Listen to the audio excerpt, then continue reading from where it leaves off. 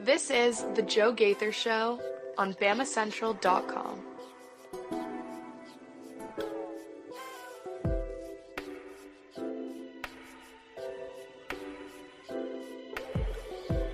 Good evening, Tuscaloosa. Good afternoon, Tuscaloosa.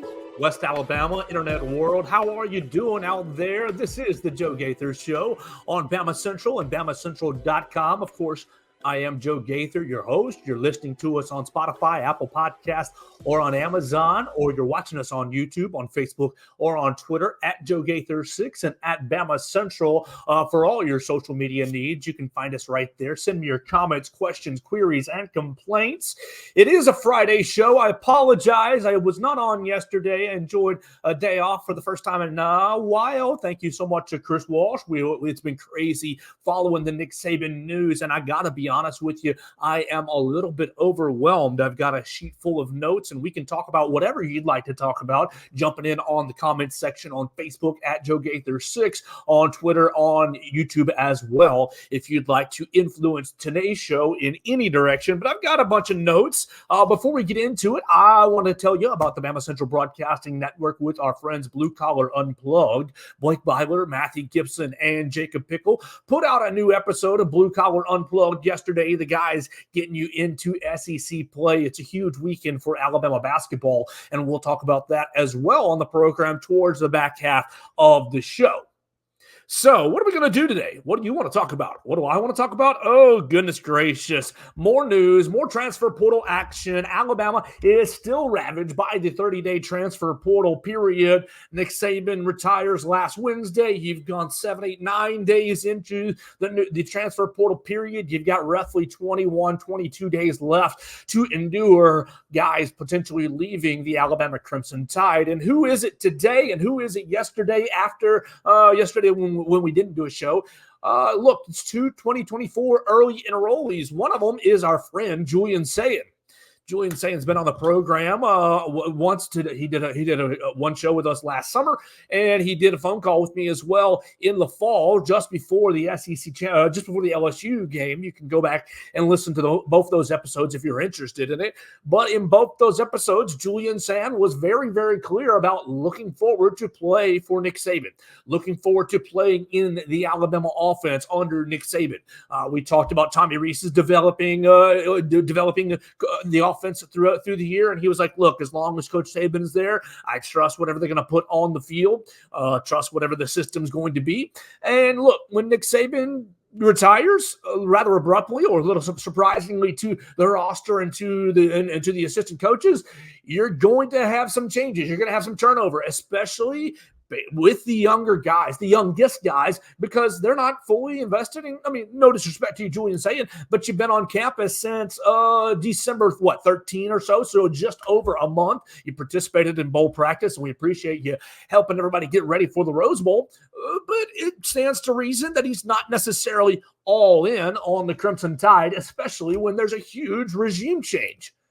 Where did his coaches go that everybody who recruited him? Tommy Rees is without a job. Nick Saban is down in Florida in retirement. So the coaches that have, gotten to know Julian Sayin over the last handful of years, look, Bill O'Brien is now in Ohio State, and maybe you can read some of those tea leaves that might be where Julian Sayin ends up going. But you can understand these younger players who are not deep into their majors, these younger players who have not really invested a whole lot of time yet into the program are like, oh crap, the program that I committed to has severely changed. Yes, the facilities are all the same. The facilities are all the same, and the amenities are all the same. The locations are all the same, but the policies are different. The how is different. The why is different. Yes, I know Alabama still sells itself. You heard Coach Kalen DeBoer say that on Tuesday when he was introduced to the student section and introduced to the crowd at Coleman Coliseum. He said Alabama is the standard, and it is still the standard, and ideally Kellen DeBoer keeps it in the same place for the sake of Alabama fans and for the sake of the players that are still on the roster and just for the university as a whole. It's always more fun to cover a winning program. But you can understand, Caleb Downs, everybody that he committed to is gone. Nick Saban gone. Travaris Robinson is gone. You think about a guy like Caden Proctor. Caden Proctor commits to Eric Wolford, comes from Des Moines, Iowa, is a little bit homesick, and boom, his coach is gone. So these relationships that have been established over the course of not just the last 9, 10, 12 months for some of these freshmen, but longer, the last 2-3 years with some of these assistant coaches in recruiting. And now everything that you have come accustomed to is changing. So I want to kind of be a little bit cautionary or issue a caution to those Alabama fans who kind of say, oh, it's all about NIL. Oh, Caleb Downs, you're just leaving for a big old bag of money. Oh, Julian saying you don't want to compete with Ty Simpson and you don't want to compete with Jalen Milroe, this, that, and the other. Caden Proctor, you don't want to stick it out. You were blah, blah, blah. Whatever. Look, these bad things that you're saying about some of these players, I don't think that you have a full picture of really the situation. And Coach DeBoer said so on Saturday. He said, put yourselves in these guys' positions. You have committed to the University of Alabama. You've committed to play for one of the most legendary coaches of all time. And that coach retires and the entire staff turns over. So you understand some of these guys departing. Some more news. We saw Amari Niblack commit to Texas last night. That makes 3 Alabama players, Kendrick Blackshire, Amari Niblack, and Isaiah Bond, all with the Austin program. And we will see them maybe next year, but we'll see them in the future on the SEC schedules. Look, these guys got to go make the best decision for themselves.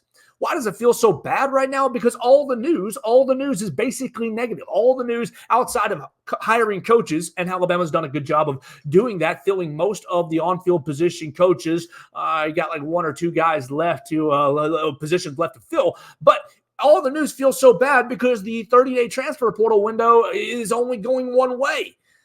And that's a very disappointing thing to see. Like, obviously, you're getting a little bit of get back from the University of Washington. You're seeing 5 Washington players coming from Seattle to Tuscaloosa into town this weekend for official visits. Only Austin Mack so far has committed, the 6'6" redshirt freshman quarterback. So you gain a quarterback, you lose a quarterback. I think that this is not a surprise. I think that today's news was not a surprise to head coach Kalen DeBoer. I think that basically he had some discussions with Julian Sayin and maybe his parents over the last 3-4 days and realized the writing was on the wall, and therefore he said to his previous quarterback, Austin Mack, who reportedly folks are very high on, Brock Heward, the former Colorado quarterback and Fox Sports analyst, basically is very high on Austin Mack. Now, he didn't play he didn't play at all last year. He reclassified into the 2023 class, so he should be a 2024, or he should be, he basically left high school as a junior. He started 1 year at high school quarterback. He threw like 40 touchdowns, threw for almost 3,000 yards in that one season, earned the scholarship offer to Washington, reclassified, redshirted, and now is in Tuscaloosa. So you got a lot of 3 or 4 Washington guys who have come to Tuscaloosa this weekend. So that's one area where you can get some of these guys back. But because the transfer portal window rule is only one way out, basically you can depart if you have a new coach.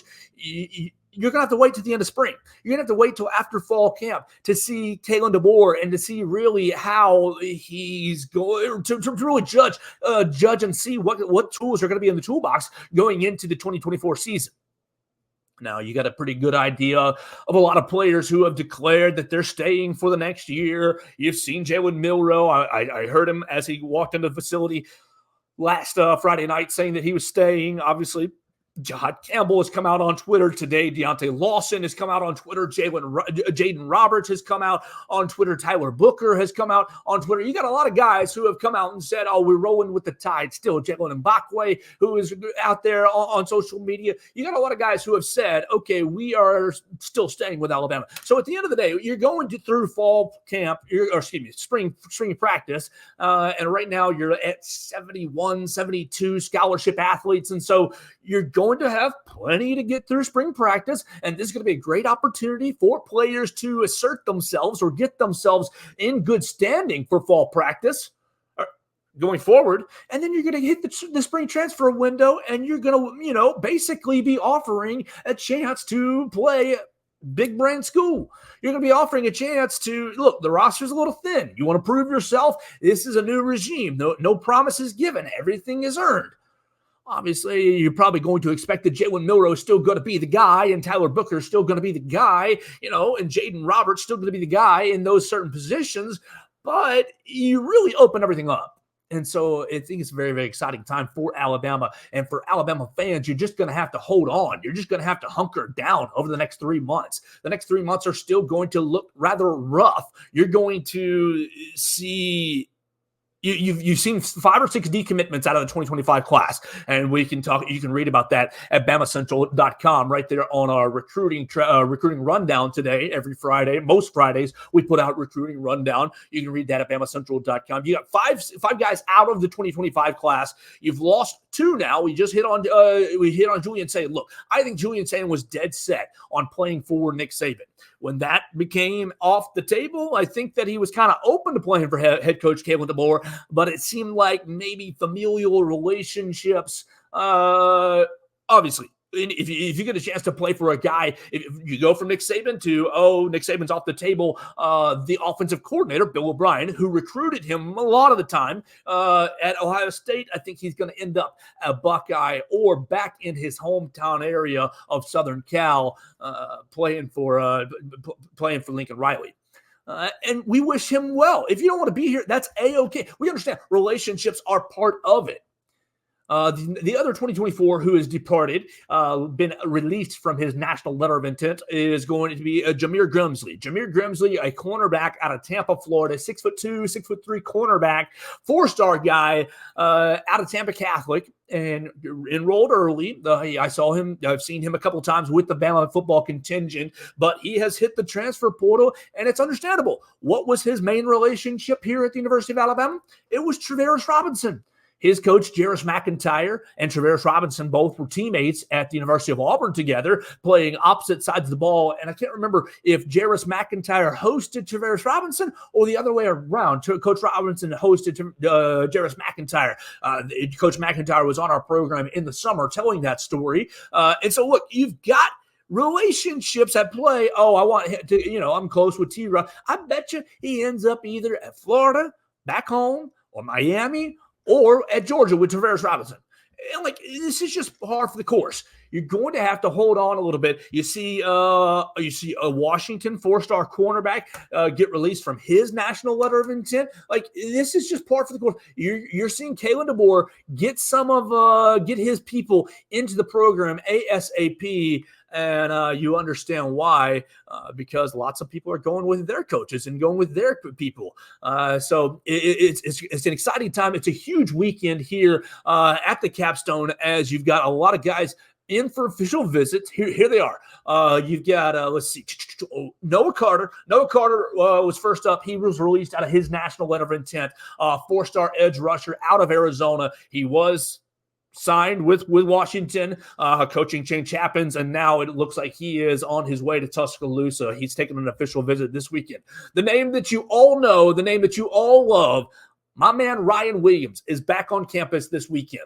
Ryan Williams, I think, likes this staff. I think Ryan Williams is doing his due diligence and basically saying, okay, you're the new guys. I like Alabama. I have pre-existing relationships with these other schools, Auburn specifically. But Ryan Williams is a guy that you pretty much, if you're Kalen DeBoer, he is your Julio Jones. He's your guy you cannot miss out on. He's your guy that if Coach Saban told Julio Jones, we're going to win with or without you. And maybe that is Kalen DeBoer's message. But if you bag Ryan Williams in a couple of weeks, February 9th on his birthday is when he plans to sign still. If you bag Ryan Williams into this class, then a ton of the angst, the worry, the anxiety is going to be relieved from the Alabama fan base. You bring in a guy like Ryan Williams, you secure him to the 2024 class, you get him enrolled. Look, he is going to be a dangerous weapon for 3 years, no matter where he goes. He's going to step on the college campus his next fall and be a dadgum. He's going to be electric. I cannot wait to see him play. But you got to get him here in Tuscaloosa. Kalen DeBoer, whatever it takes over the next 3 weeks. Very, very important. Ryan Williams is on campus in Tuscaloosa right now. So if you are here around town, you're traveling the places that the football players play, the football players hang out, make sure you keep an eye out for a young, little red, you got little red dreads, Ryan Williams. Make sure you give him a big old roll tide around the area. It'll be so fun to cover Ryan Williams over the next 2 to 3 and 4 years. Hopefully, he can be rejoin this class. Continuing, you got a bunch of Washington fellas. You got Austin Mack. We already talked about him. Parker Brailsford. Austin Mack is taking an official visit, but he's already committed, so you can basically bank it. He's moving in this weekend. Parker Brailsford is the center for Washington. You guys all know you want a center to come in and snap the football to Jalen Milroe. 6'2", 275. So the man is a little bit undersized. But he was a semifinalist for the Sean Alexander Freshman of the Year Award in 2022 and was named second team All Pac-12 this past year. You all know Washington won the Joe Moore Award for the best offensive line in the country. Parker Brailsford, I think you end up securing him and you're starting to feel better about yourself. You sandwich him right in between Tyler Booker and Jaden Roberts and you say, hey, Mr. Brailsford, we want you to put on 15 more pounds of muscle. I think that would be a big get for the Alabama Crimson Tide. Okay, we talked about Jabbar Muhammad just a little bit already on the show. Jabbar Muhammad is the kind of big star cornerback. He's got 1 year of eligibility left. He started 15 games this past year for Washington, second team All Pac-12. He was 7th in the country in pass breakup. So basically, Jabbar Muhammad is basically between Alabama and Texas. And when Texas is at play, I'm sure that they are throwing him a lot of money to think about going to Texas.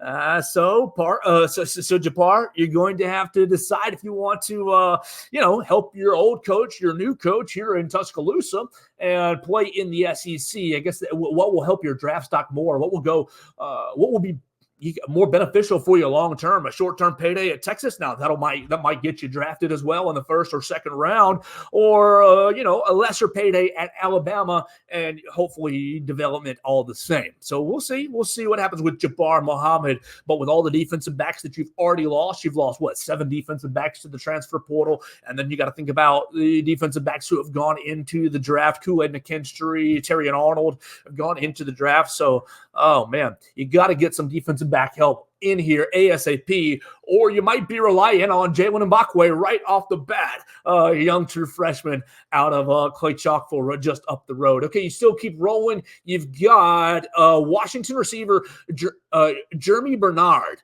It looks like Germ is how it's spelled, but I think it's kind of a play off Jeremy. Jeremy Bernard, he played in 14 of the 15 games for Washington this past year.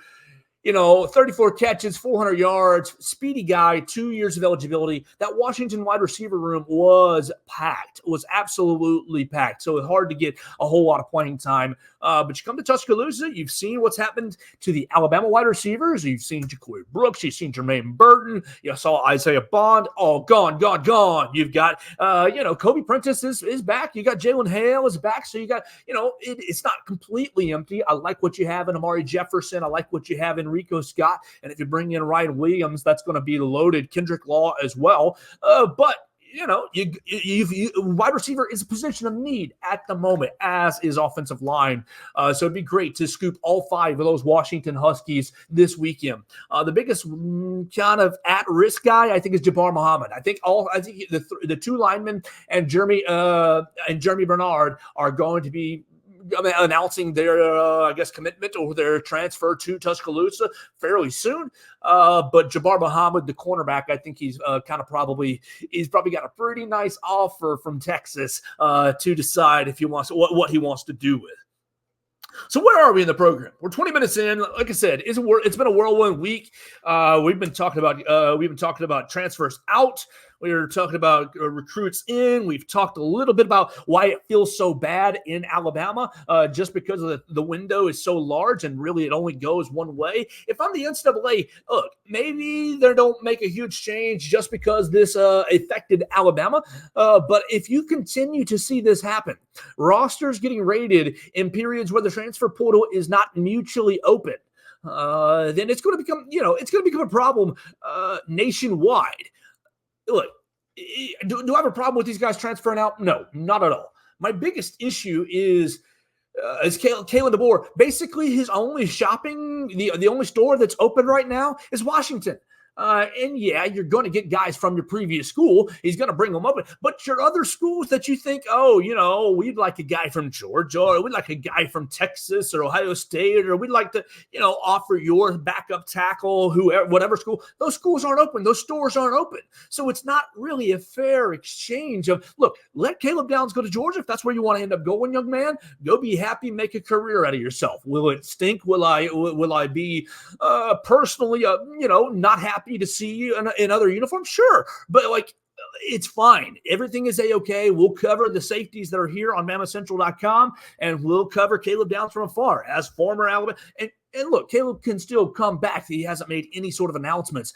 But the whole point is there's just not this mutual reciprocity that happens when the transfer portal is actually open.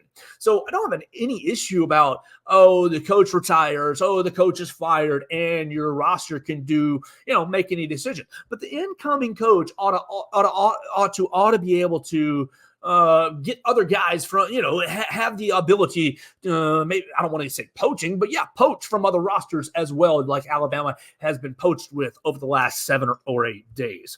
We talked a little bit about Amari Niblack going to Texas. You got Amari Niblack and Isaiah Bond going to Texas with Kendrick Blackshire. And look, I don't mean to be rude. I don't mean to be mean, but my first thoughts immediately go to Ajayi Hall, Jaleel Billingsley, and Ben Davis going over to Texas, 3 years ago? And look, I wish them the best as well, but it just, look, at least for Ajayi Hall, he was out of school, and he barely even made it to fall camp. Jaleel Billingsley was suspended halfway through the season. And Ben Davis played and got into action for Texas, and that seemed to be a better fit for him, and we wish him well, absolutely so. Keelan Robinson found a little bit of a special teams role with Texas over the last 2 or 3 years. Obviously, Isaiah Bond's going to be utilized, and Amari Niblack is a talented player. He absolutely is. But look, every time you turn on the tape, you saw Isaiah Bond, make some plays. You saw Amari Niblack. He did not want to block. He didn't want to block anybody. He didn't want to block your little sister. He didn't want to block your little cousin. He didn't want to block anyone. It was patty cakes when it was time to block. Look, my first thought goes back to the national championship game. I believe it was in overtime. Amari Niblack is off to the edge, and Jalen Milroe is rolling out. Jalen Milroe points at someone for him to block, and Amari looks at him like, "What, man? Throw me what? What? Throw me the what?" And they all get into each other's way, and it ends up being like a gain of 1 when it should have been probably 5, 6, 7, 8 yard game. The young man doesn't want to be physical. Now, in Texas, he's going to find a place. Steve Sarkisian is a hell of a coach. He's a hell of a coach, and he's going to put him in a place where he doesn't have to do a whole lot of blocking. He's going to be a receiving tight end, and he's probably going to be pretty damn good at it. Quinn Ewers is probably going to be thankful to have him next year along with Isaiah Bond. Now it ain't Xavier Worthy and A.D. Mitchell. Isaiah Bond doesn't hold a candle to either of those receivers, in my opinion. I really, really like A.D. Mitchell. I know a lot of people love Xavier Worthy as the better wide receiver, but as far as big games go, golly, A.D. Mitchell, he catch a touchdown pass in every single playoff game that he played? He balled out against Alabama pretty much every single time he played Alabama. I really, really like Adonai Mitchell, and maybe my Bears can get him in a second, third round on some good value. We'll see. But Isaiah Bond's not those guys. He's not those guys. Is he better than Ajayi Hall? Of course, yes, by far. And same with Amari Niblack. Amari Niblack's not the tight end that Texas is replacing. Let's see, who is that young man? Texas tight end draft prospect. Is number 0, right? Yeah, Jatavion Sanders, number 0. He's not Amari Niblack is not Jatavion Sanders, but he's a whole lot better than Jaleel Billingsley was. So I know my brain goes automatically to, Ajayi Hall, Jaleel Billingsley, Ben Davis. No, the Blackshire, Isaiah Bond, and Amari Niblack trio are better than the trio that went to Texas 3 years ago. But look, this is not worth crying over. This is not worth crying. We can start, Alabama fans and the Alabama beat, the Alabama public can start to cry after Kalen DeBoer gets his time in the spring transfer window. Now, you can kind of cry foul on the process that you still have 21 days left to endure the coaching change transfer window. But I think that right now, guys are going to make, look, all the guys that went to Florida State, you say, good on you. Have a great time and go Noles, I guess. We'll see you in 2 years in 2025. It's head coach Kalen DeBoer's time here in Tuscaloosa. All right, before I transition to basketball, we want to thank everybody who's been watching us. We've got a lot of people watching us on Facebook, on Twitter, and on YouTube. You can watch us at Joe Gaither 6. You can find me on all the social medias, Instagram, Snapchat, TikTok, Facebook, Twitter, at Joe Gaither 6. You can send me a like, comment, question, query, or a complaint right there. We want to appreciate everybody who's been listening to us on Spotify, Apple Podcasts, or on Amazon. We're seeing those numbers creep up slowly and surely, and we appreciate everybody who's watched us and joined us through the coaching transition. Tell a friend about the show, the Joe Gaither Show on BamaCentral. We try to do it Monday through Friday. It's been crazy over the last couple of weeks. So look, Kalen DeBoer was on Paul Feinbaum's show earlier today, right at 4 o'clock. And I found him to be incredibly boring, but maybe that's exactly the way you want it. You can read about his appearance on the Paul Feinbaum show with right there, BamaCentral.com. Katie Wyndham wrote that. And the biggest takeaway that Katie had was really probably the biggest takeaway that I had. He said, we want players who want to be here. And so referring to the players who have transferred out, you've got a lot of people concerned, is the sky falling? The dynasty's dead. No, you want players who want to be here. You want players who have good relationships with the coaches that are coming in. You basically, does it stink to lose a lot of Saban guys? Yeah, it does, just from a sentimental standpoint. But Alabama, I think, has the potential to basically use this as kind of a springboard. Kind of a springboard going forward. Not to say that the Saban system got stale, but you've seen the re-energized, you've seen the bump in Yale Alabama memberships. I think you've seen 1,200 new memberships into Yale Alabama since Coach Saban's retirement. Do I think it's right or wrong that somebody working a 9-to-5 job should be donating NIL to these guys? That's not really a fair discussion, but that's the way it is. I don't think it's right. I wish that you would kind of find a way to divide the television revenue pile up, but you're not going to do that right now because the way not specifically just Alabama, but college athletics as a whole already has their budgets done several years in advance and is counting on that money to go to different projects and pay for different things. And so you understand that.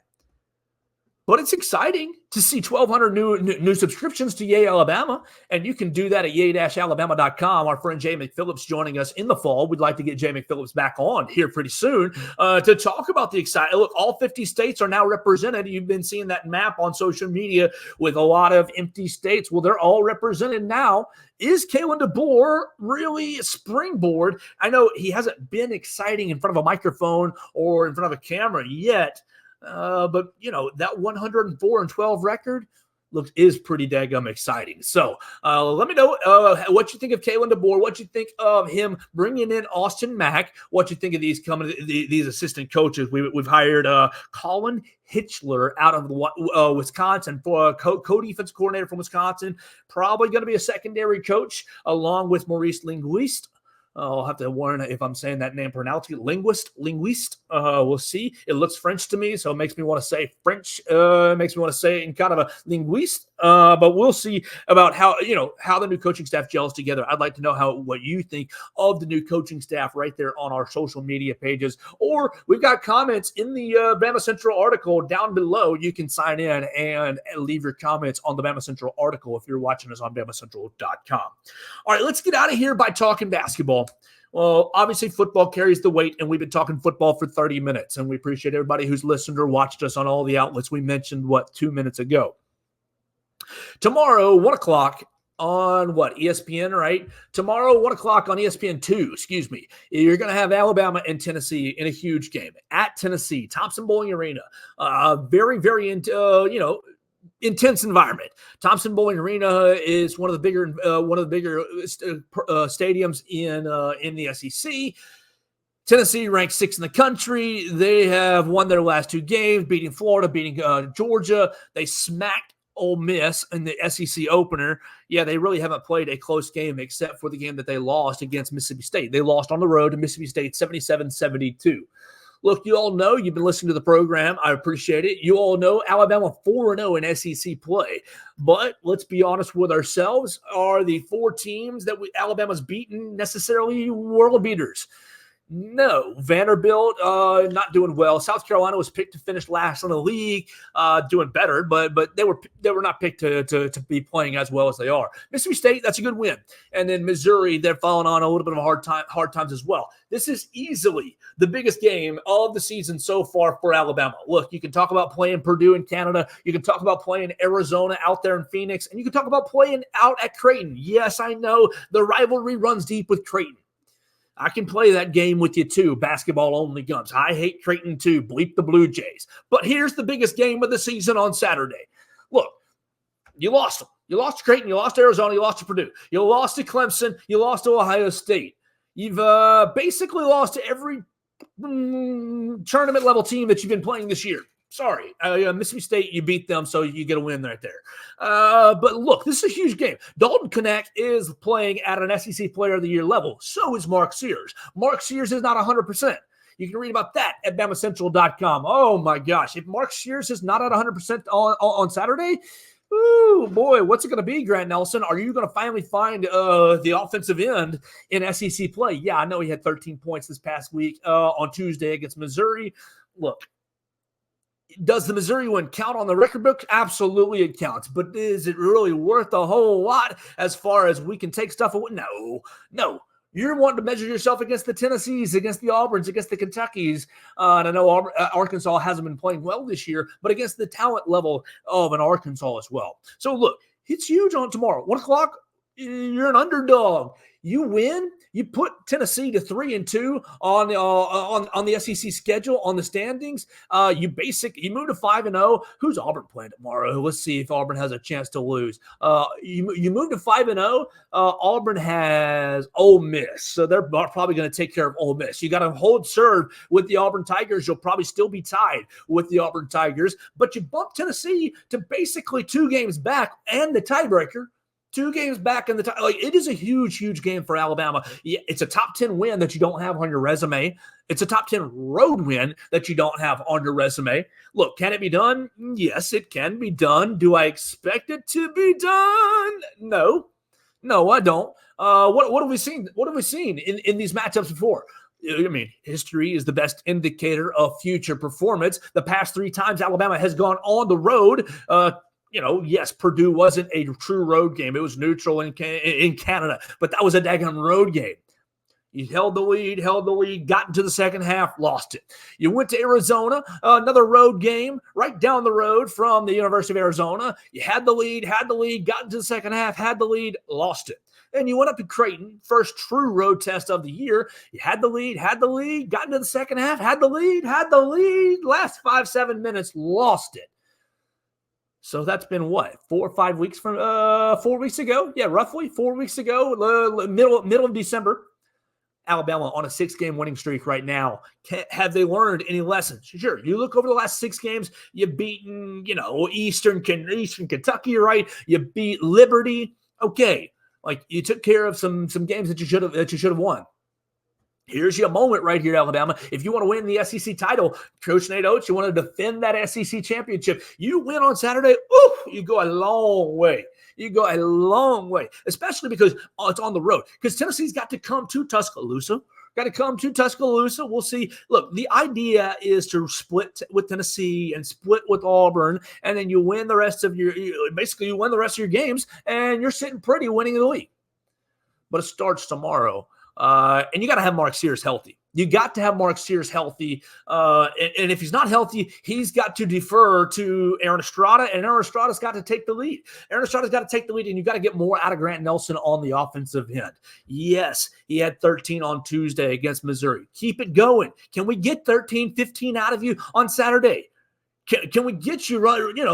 basically being an extra guy that they had to guard on the wing. It helps the spacing when you're making that three-point shot.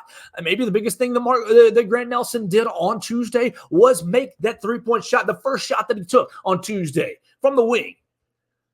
Spaced out the rest of the floor and allows Mark Sears and Aaron Estrada to get into the lane, to dump that pass off to Nick Pringle. Look, it's going to be a challenge tomorrow. Rick Barnes coaches his tail off.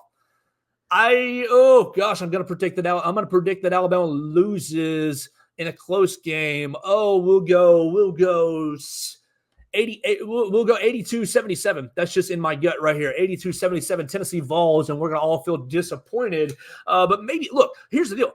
In SEC play, the offense has not been as great, but the defense and the effort has taken a huge jump. And so aesthetically, watching these guys play, watching this team play has been much more pleasurable, at least from my point of view. Like, yeah, you love great offense. You love getting up and down the floor, shooting threes, but it's the defensive effort. And you saw it against Missouri this past Tuesday. You saw it 2 Tuesdays ago against South Carolina, really, really heavily. South Carolina went like 15 minutes without hitting a bucket in the second half. So the defensive intensity has taken a big jump over in the last 4 games since the SEC season started. Look, that's the only reason you beat Mississippi State, because of the defensive intensity, because you're winning the blue collar. So Tennessee, they do the same stuff. They play hard. They're going to demand 40 minutes out of you tomorrow. We'll be able to follow it right there, BamaCentral and BamaCentral.com. I'm looking forward to it. And I actually will have the follow from today's NATO's press conference written for tomorrow's cover on BamaCentral and BamaCentral.com. All right. Anything else we should get into for today? I know I've been crazy. I've had all kinds of topics. I've had all kinds of thoughts. It's been like drinking through a fire hose over the last 7 days. And maybe that was the reason I didn't do a show yesterday. I couldn't organize my thoughts near it all. And I've had a difficult time organizing my thoughts today. But look, for the Alabama fans, hang in there. I think you're going to get some good news from these Washington guys pretty soon, these Washington players in the transfer portal. Look, you want to get all 5. You've already got 1 of them. I think that you have a great chance to get 4 out of the 5. You want to get them. 2 weeks from now, Ryan Williams signs February 9th. In that 2 weeks, what does that look like? That is 3 weeks. 3 weeks exactly from today. Ryan Williams signs. Ideally, if he signs with Alabama, won't that quell all your worries? You're going to get into spring practice. We'll see if we got more access to spring practice. And then he's going to have the transfer portal to go shopping and fill the rest of his roster. Yes, I know it feels like the sky is falling. You've lost, 26, 27 players into the transfer portal, and now Alabama is below the scholarship limit for the first time in quite a while. Usually Alabama hovers right on that 85-86 line. So just be patient. Give Kalen DeBoer a little more time. It's only been right at a week since he was introduced, and we'll keep covering everything that he does on BamaCentral and BamaCentral.com. So stay with us. We'll get out of here for the day. We'll turn it over to, the rest of the night. You got gymnastics, live updates on BamaCentral.com. We'll see if the ladies can keep it going. The ladies defeated Missouri last weekend. It was a great time to be in Coleman Coliseum. Maybe you're moving to Coleman Coliseum right now. The gymnastics are live updates on BamaCentral.com, and then we will be all over Alabama basketball against Tennessee at 1 p.m. In Thompson Bowling Arena on BamaCentral.com. You can follow us at Bama Central on X, at Alabama Crimson Tide on Sports Illustrated on Facebook, at BamaCentral SI on Instagram. I am Joe Gaither. You are the listener, the viewer. I really appreciate you so much. I love you so much for watching and for listening. I appreciate it. Tell a friend about the program on YouTube, on Facebook, or on Twitter, or listen to us on Spotify, Apple Podcasts, or on Amazon. Subscribe, rate, and review the show. We will be back with more on another edition of the Joe Gaither Show on BamaCentral and BamaCentral.com. Thanks for joining us on today's edition of the Joe Gaither Show on Bama Central. Keep up with Joe on all his social media pages at Joe Gaither6. Subscribe, rate, and review the show on Spotify and Apple Podcasts, and be sure to read us daily at BamaCentral.com.